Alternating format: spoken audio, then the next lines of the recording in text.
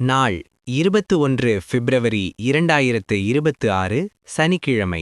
திருப்பூர் மாவட்டம் மங்கலம் நாள் ரோடு சந்திப்பு திருப்பூர் சோமனூர் பல்லடம் அவிநாசி சாலைகளின் நடுமையம். தினமும் மாலை 7 மணியிலிருந்து 8 மணி வரை. சில நாட்களில் நேரம் கடந்துவிடும் போக்குவரத்து நெருக்கடி காரணம் அவிநாசியிலிருந்து தாராபுரம் பழனி பொள்ளாச்சி செல்லும் வாகனங்கள் திருப்பூர் செல்லாமல் மங்கலம் பல்லடம் வழியாக செல்கின்றன.